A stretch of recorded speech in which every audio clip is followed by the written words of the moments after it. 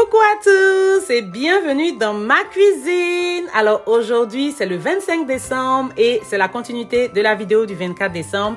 Donc ici dans ma casserole, j'ai mes pommes de terre, mes carottes, de l'eau et du sel. Je vais les cuire, voilà. Et pendant que c'est en train de cuire, ici j'ai du beurre qui est resté à température ambiante, donc qui a été ramolli, voilà. Donc je vais bien mélanger ça et ajouter l'assaisonnement que j'ai pris pour mariner la dinde. Voilà, je vous avais dit que j'ai pas jeté, j'ai gardé parce que j'allais utiliser ça pour mélanger au beurre et utiliser le beurre pour pommader ma dinde avant de la mettre au four. Voilà, pendant ce temps, le saumon est allé au four. Si vous avez regardé la vidéo d'hier, vous allez voir que j'ai assaisonné aussi du saumon et du mouton, voilà. Donc le saumon est allé directement au four, le mouton aussi est allé directement au four. C'est la dinde qui a besoin de beurre avant d'aller au four, voilà. Donc c'est la marinade qui est prête comme ça. Bon, le beurre, voilà. Donc on va pommader la dinde et la mettre au four à 180 degrés Celsius, à 160 degrés Celsius pendant 2h30 minutes. Ça dépend de la taille de votre dinde, voilà. Donc lisez sur les instructions, voilà, du papier de la dinde, voilà, et vous saurez combien de temps vous devez cuire votre dinde. Là, je suis en train d'essayer de mettre le beurre sur la dinde et en dessous de la peau. Vous allez essayer de lever la peau sans la déchirer. Malheureusement, j'ai déchiré un peu la peau de ma dinde, mais bon, c'est pas un gros problème. C'est mieux de ne pas déchirer parce qu'on veut pouvoir garder le beurre à l'intérieur pour que le beurre, voilà, canaliser le beurre à l'intérieur pour qu'il n'ait pas d'issue et qu'il puisse rester dans la dinde là-bas. Mais c'est pas un souci. Une fois que j'ai fini, je ferme la dinde, le bas de la dinde avec des cure-dents, voilà. Et je remets mon papier à l'huile dessus et je mets au four.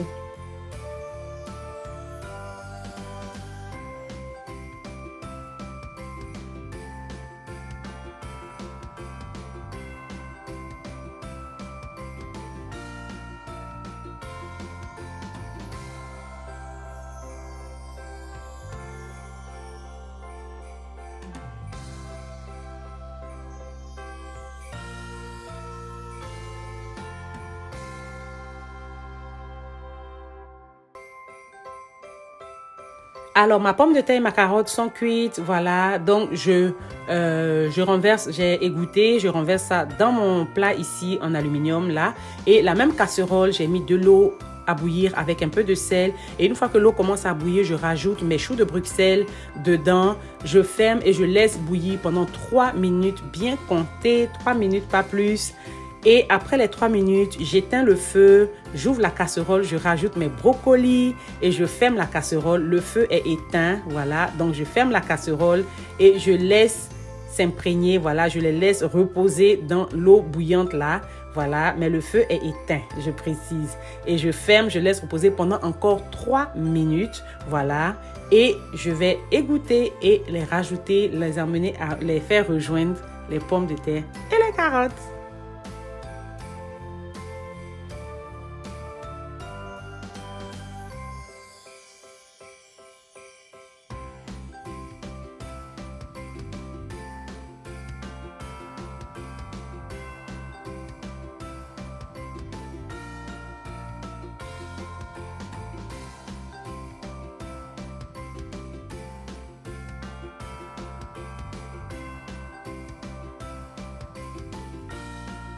Alors là maintenant, on va préparer l'assaisonnement de ces légumes-là. Donc dans ma casserole ici, j'utilise la même casserole que j'ai pour bouillir mes légumes. Je ne les ai pas lavés du tout.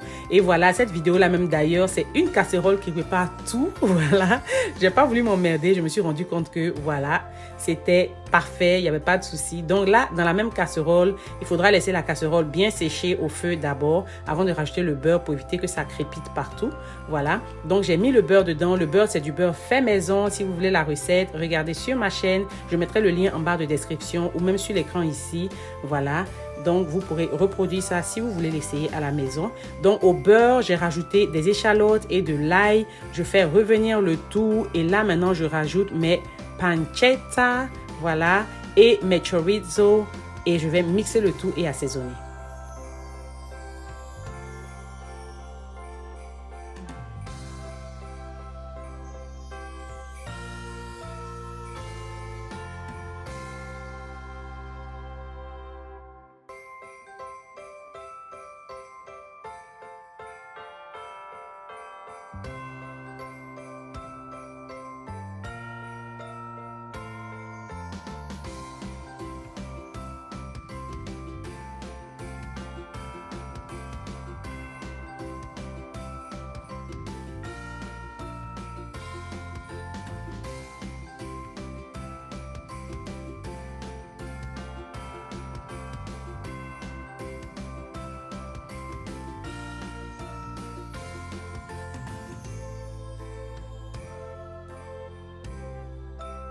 Alors là, je vais assaisonner avec un peu de sel. Faites attention au sel parce que les pancetta peuvent être un peu salés ou même les chorizo, vous avez un peu de sel dedans.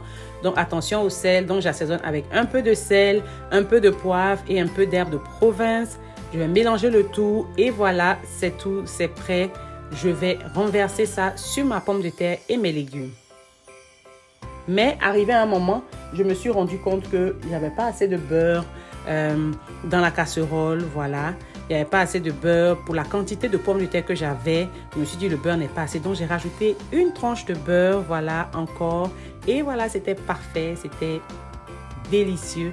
J'ai renversé ça sur ma pomme de terre, je vais fermer et je vais garder. Et ça va aller au four avant qu'on passe à table.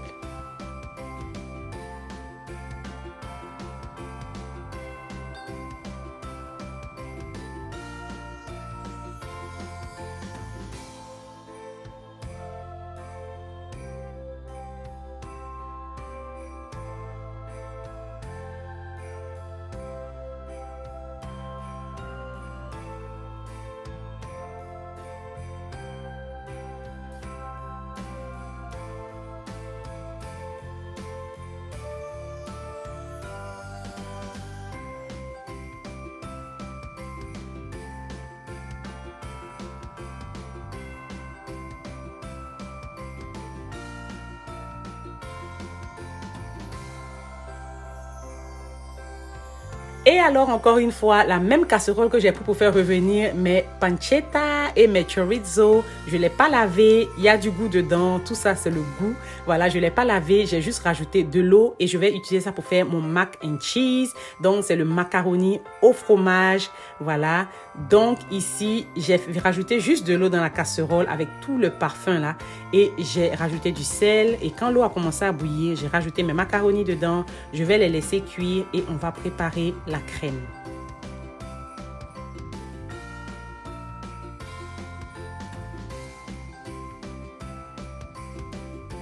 Alors mes macaronis sont prêts, je les ai retirés, je les ai égouttés, ils sont sur le côté. J'utilise la même casserole, je vous ai dit c'est une casserole qui prépare tout pour cette vidéo là, ce jour là. Voilà, j'étais épuisée et franchement ça a été parfait. Donc la même casserole, j'ai vidé les macaronis, j'ai laissé sécher et j'ai rajouté de l'huile, des oignons, de l'ail et du piment, voilà. Et je vais faire revenir le tout ici pendant au moins 1 minute jusqu'à ce qu'il devienne un peu doré. Et ensuite, on va rajouter nos fruits de mer. Comme je fais un macaroni, fromage macaroni aux fruits de mer, c'est pour ça que j'ai rajouté du piment parce que avec les fruits de mer, je les préfère épicés. Voilà, donc ça dépend de vous. Et là, je rajoute mes crevettes et mes squids.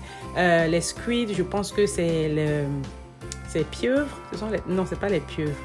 Je sais pas. Si vous avez le nom en français, mentionnez dans les commentaires, je vous en prie, ça va nous aider tous. Voilà, on est ici, on apprend aussi. Donc voilà, donc j'ai assaisonné avec du sel, des épices spéciales poisson et du poivre.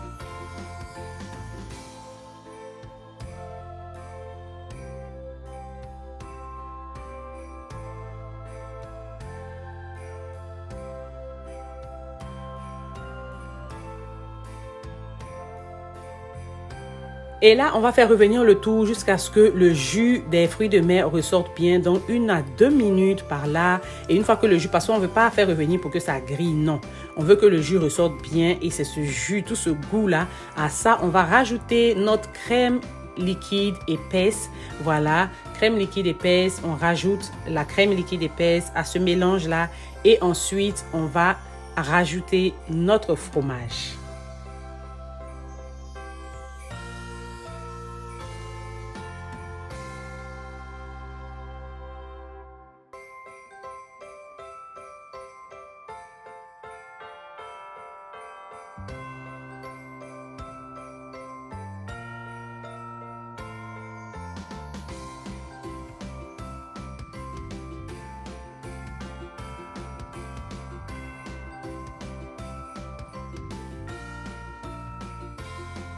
Après avoir ajouté la crème liquide épaisse, je me suis rendu compte que l'assaisonnement avait manquait un peu de goût. Voilà, donc assurez-vous après ça de goûter et d'ajuster votre assaisonnement. J'ai rajouté un peu de sel et j'ai rajouté encore un peu d'épices spéciales poisson. Voilà, donc je remélange encore le tout. Et là maintenant, on va rajouter notre fromage et on va mélanger jusqu'à ce que ça puisse bien fondre.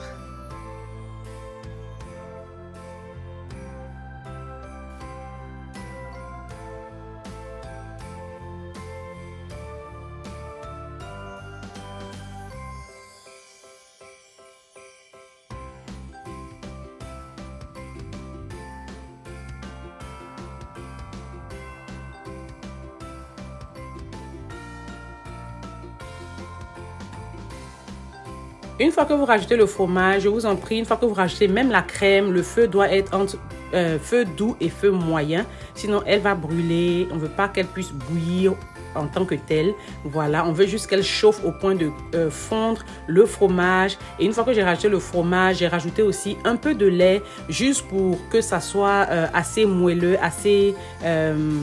pour qu'il y ait pour que ça soit un peu mouillé en fait. Voilà, quand ça va cuire, parce que je voulais pas que ce soit trop dense, mais ça dépend de vous. Si vous voulez ça dense quand ça va cuire, ça dépend de ce que vous recherchez. Mais j'ai cassé un peu la crème avec un peu de lait, voilà, et j'ai rajouté de la nette. Voilà, j'ai rajouté de la nette. Vous pouvez aussi rajouter de la ciboulette si vous voulez. J'en avais pas. Si vous avez regardé ma vidéo d'hier, ma vidéo du 24 décembre, j'ai cherché la ciboulette partout. J'ai pas trouvé malheureusement parce que j'ai fait mes courses en retard. Voilà.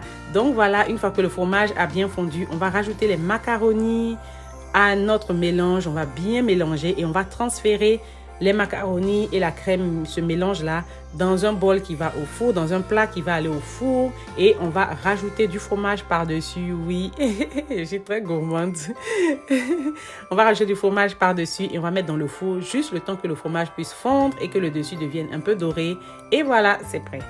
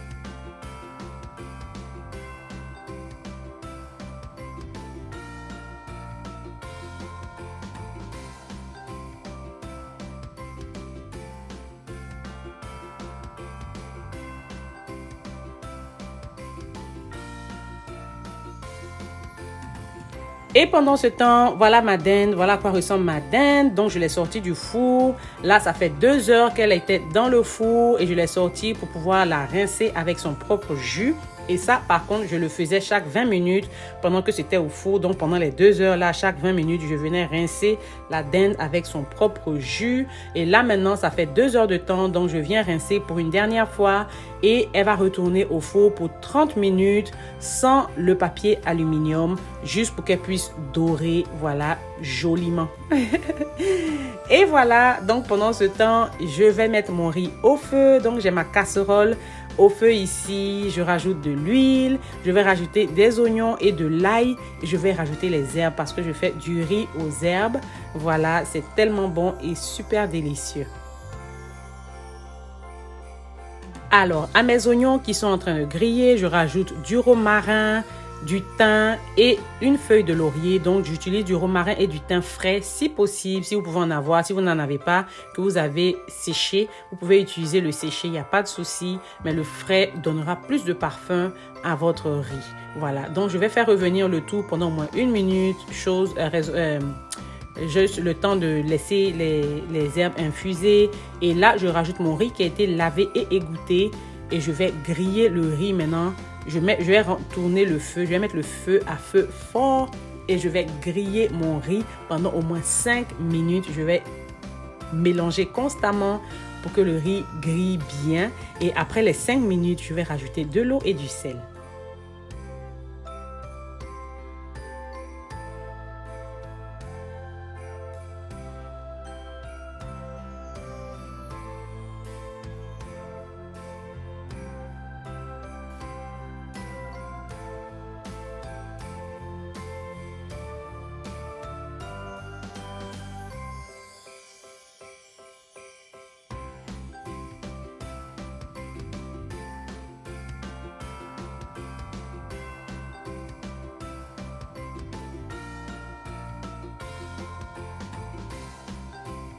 Et une petite touche spéciale, donc c'est la moutarde. J'avais de la moutarde, il n'y avait pas grand chose dedans.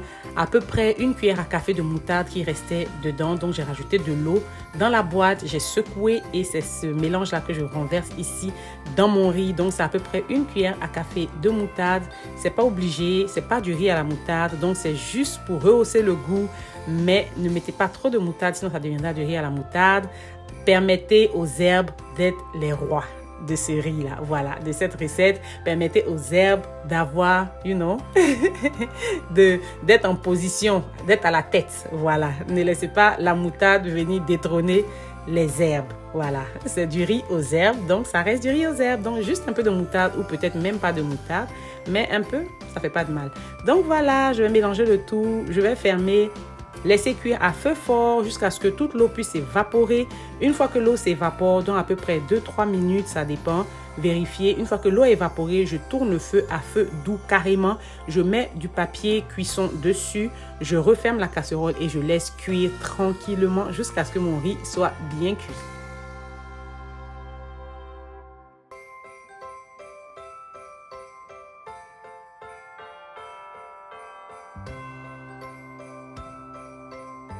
Alors ici, j'ai mes macaronis au fromage qui sont prêts à aller dans le four. Donc, je rajoute, comme je vous avais dit, je vais mettre du fromage. Donc, j'utilise du fromage mozzarella que je vais mettre par-dessus. Mettez autant que vous voulez. Voilà, c'est la fête. Il n'y a pas de régime. On mange bien. On fait le régime après. Donc, j'ai mis autant de fromage que je voulais dessus. Et j'ai mis ça au four à 180 degrés jusqu'à ce que 5 à 10 minutes à peu près, jusqu'à ce que le fromage est fondu et qu'il soit devenu un peu doré, voilà. Et c'est tout, c'est prêt.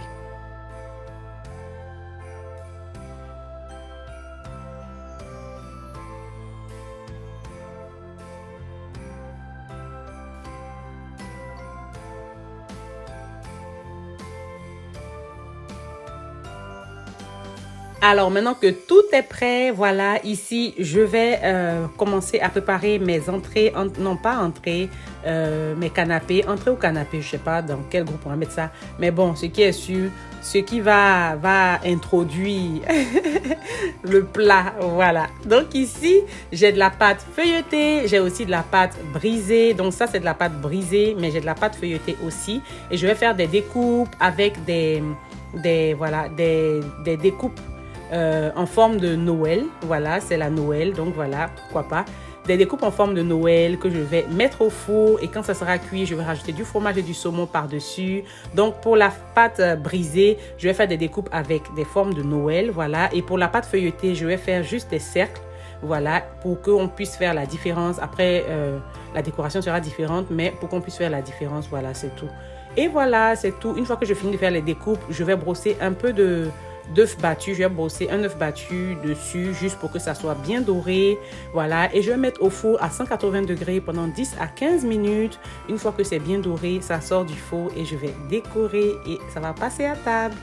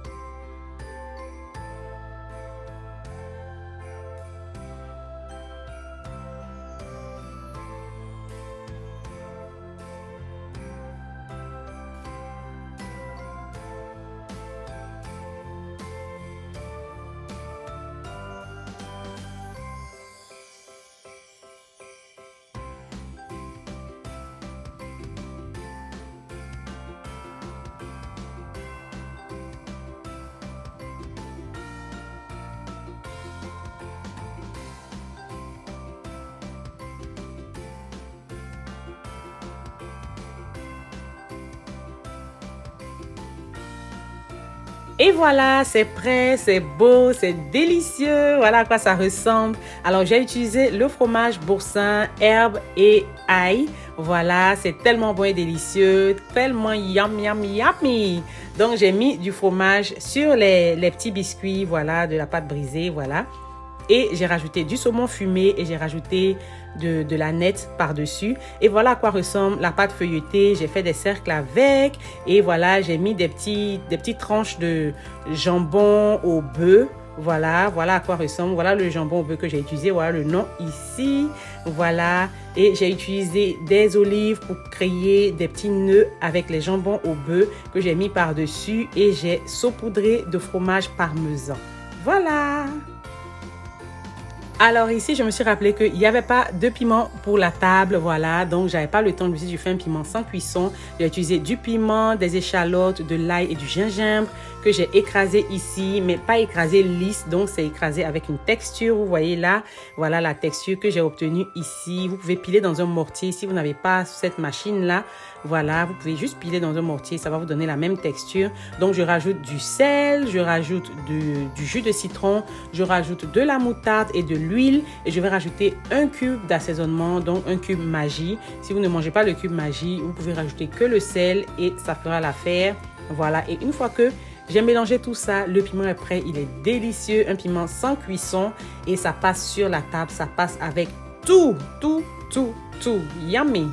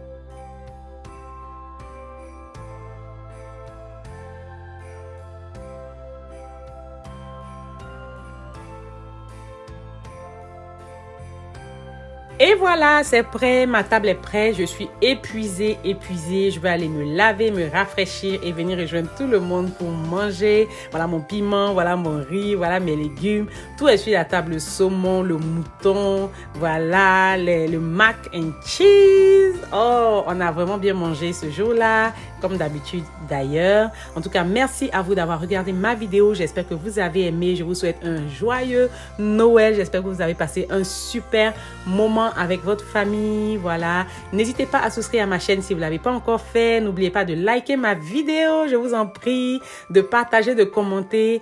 Et franchement, je sais que la vidéo est venue en retard, c'est très en retard, mais excusez-moi pour ce retard, j'étais épuisée, j'étais fatiguée.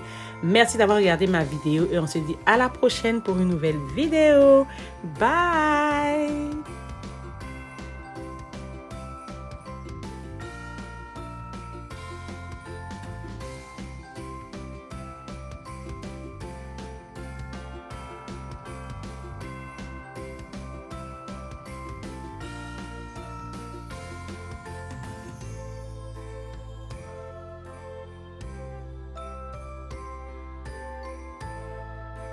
On n'a rien fait. On n'a rien fait.